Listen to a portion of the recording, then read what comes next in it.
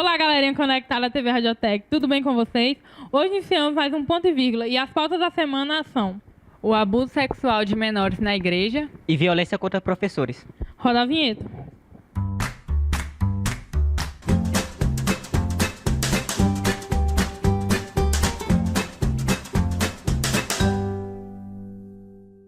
Pela primeira vez, a Igreja Católica realizou uma cúpula que tinha como tema a proteção de menores na igreja. Nessa cúpula participaram os presidentes das conferências episcopiais de 130 países.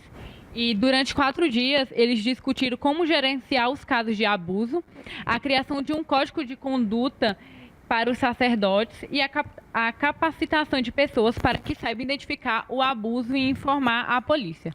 E essa convocação para essa reunião, ela teve admissão quando o Papa Francisco ele ficou sabendo que tinha freiras tratadas como escravos sexuais em um convento na França. É porque o Papa ele está sob pressão para tentar exercer um papel de liderança e para tentar achar uma maneira cabível para diminuir e tanto diminuir como ocultar esses casos. Quando o Papa entrou em 2013, sempre foi esperado que ele tomasse alguma providência mais rígida em questão desses abusos. E nessa cúpula tinha uma grande expectativa para que ele finalmente aumentasse as penas para esse tipo de crime. Só que uma grande quantidade de pessoas não viram essa cúpula como algo que realmente funcionou, porque elas esperavam que ele tomasse mais medidas para prevenir esses casos. Justamente, e no final da cúpula, a única coisa que ele fez em colocação foi que seria, de certa forma, mais rigoroso na condenação de sacerdotes, outro tipo de pessoas que estão envolvidas diretamente na igreja, que seria somente mais severa a condenação.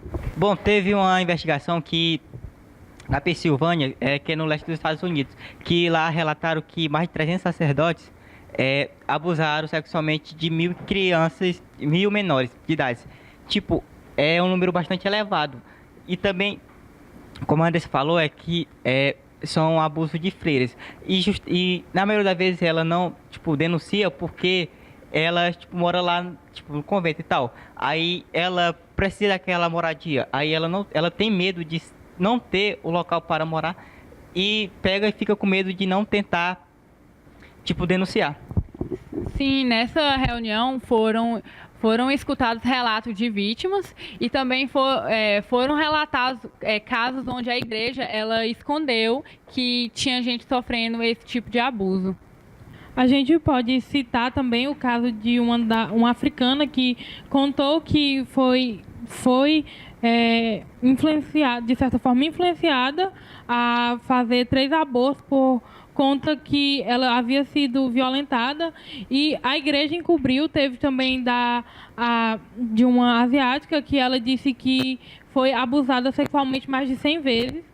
E na maioria das vezes esses abusos são feitos por líderes religiosos.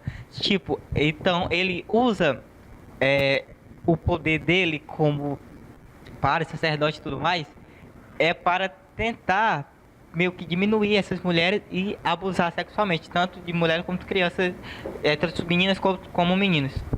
E a gente pode ver que, apesar de ser pouca coisa, já é um grande avanço que o Papa disse que, por mais que, de certa forma, possa vir a denigrir a imagem da igreja, ele vai sim levar qualquer pessoa do clero para a justiça imediatamente quando ele ficar sabendo desse tipo de acusação.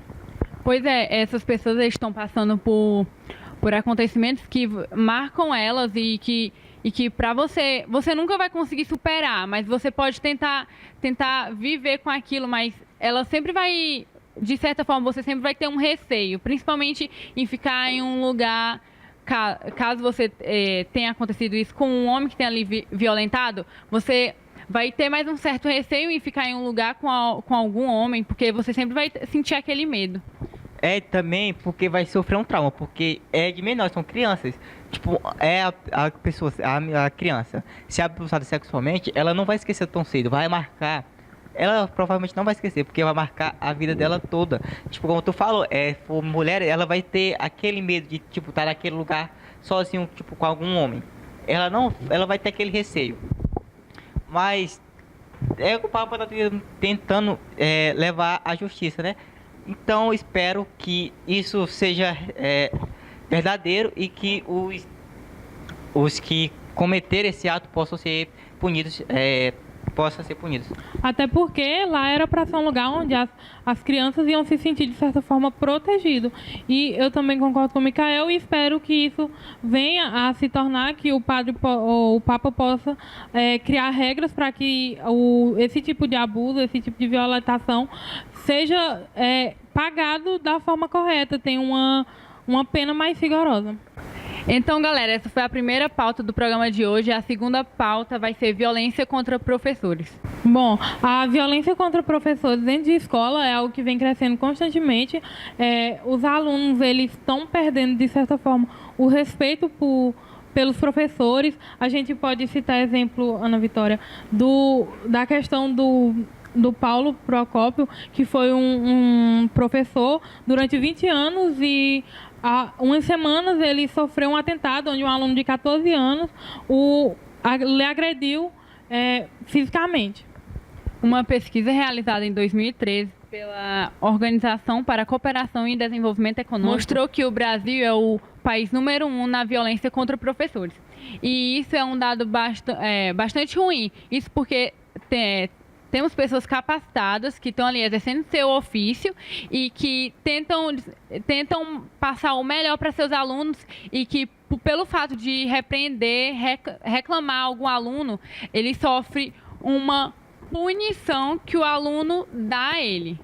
Tipo, teve uma pesquisa recentemente feita em São Paulo que alega que 189%, que os casos de violência contra professores aumentaram 189%. Isso é um dado bastante alto.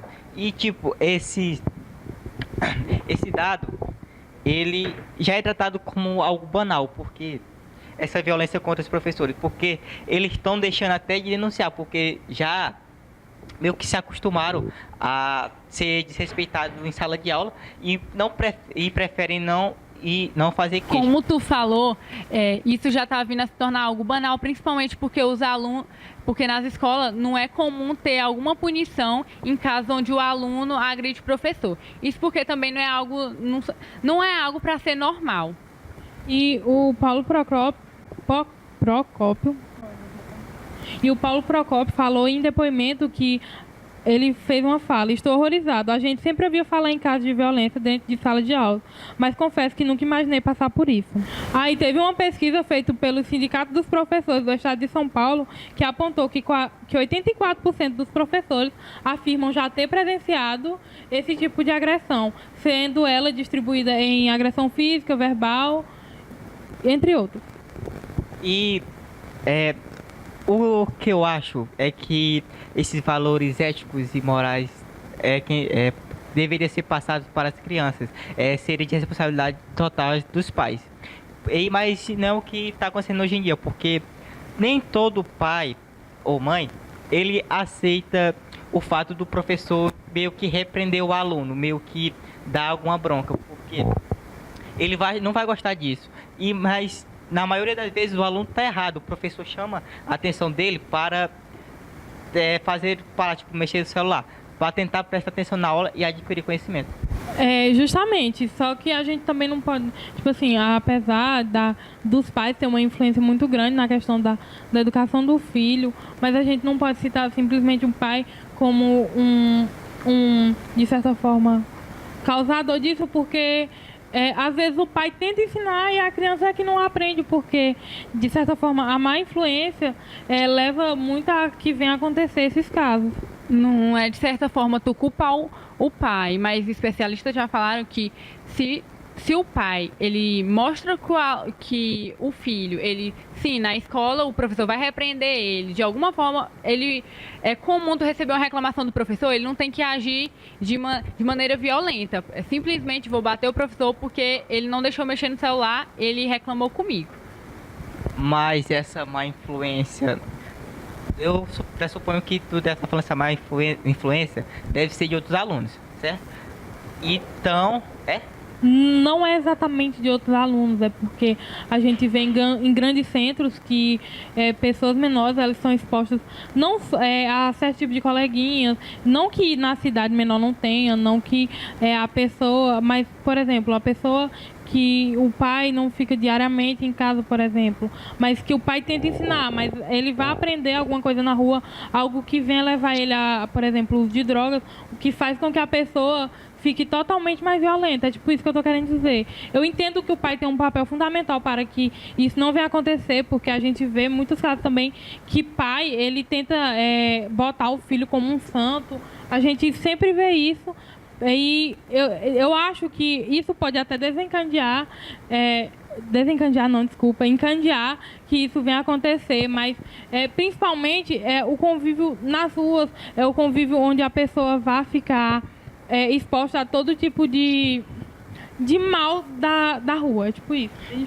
Mas é fato que, tipo, não é todos os pais que podem ficar em casa o dia todo. Mas se aquele momento que ele passa com o filho, se ele tentar repassar valores éticos e morais, o filho vai querer, tipo, se espelhar no pai. Ele vai querer não vai querer ser aquele menino que vai sofrer aquele tipo de influência. Ele vai saber, o que é certo e o que é errado. Eu concordo, mas a gente vê que tem pessoas que não querem, que são totalmente contra a opinião de pais, né? Jovens adolescentes que são, de certa forma, aborrecentes, né? Como alguém costuma dizer, e eles acabam que não seguindo a regra dos pais, preferem ir por onda de amiguinho, usando tipos de drogas, sendo elas lícitas ou ilícitas, e eu acho que na minha opinião, esse é um dos fatores mais importantes. Porém, os pais deveriam, não que eles não façam isso, mas eles deveriam pegar mais no pé do aluno para que ele venha a ser uma pessoa, de certa forma, mais amorosa, carinhosa, esse tipo de coisa, para que não haja esse tipo de agressão dentro da sala de aula, até porque o professor, ele está lá para ensinar, e a gente vê que isso acaba deixando outros professores com medo. Também eu concordo com você nessa lista de coisas que você falou, que isso é um dos motivos para o aluno ter um tipo de rebeldia. Mas eu concordo, mas também eu acho que uma medida que seria bastante relevante era que a diretoria, que a diretoria da escola fizesse algumas punições, que o aluno ele sentiria algum medo, algum receio de agredir algum professor. Pois é, em muitos casos, professores que sofrem esse tipo de violência ficam com medo e sentem um certo receio em voltar a dar aula. E em alguns casos, eles até abandonam a sua profissão e vão seguir em outra área. Na maioria das vezes, os professores, eles mesmos não recomendam a carreira dele. É por esse receio. Justamente, e como disse a socióloga Miriam Abramovay, que isso só acontece porque não tem aquela pesquisa justamente e diretamente com os professores. Então, galera, a vírgula da semana é que nos primeiros 47 dias do atual governo foram aprovados 54 novos agrotóxicos no mercado. E o nosso ponto da semana é que uma brasileira conseguiu ficar entre as 101 lideranças globais pelo seu protagonismo na valorização da diversidade no Brasil. Então, galera, esse foi o nosso programa de hoje. Se vocês têm alguma opinião ou querem falar algo, deixa aí nos comentários. Não se esqueça de se inscrever no canal, deixa o like e compartilha com seus amigos. TV Radiotech, você conectado ao conhecimento.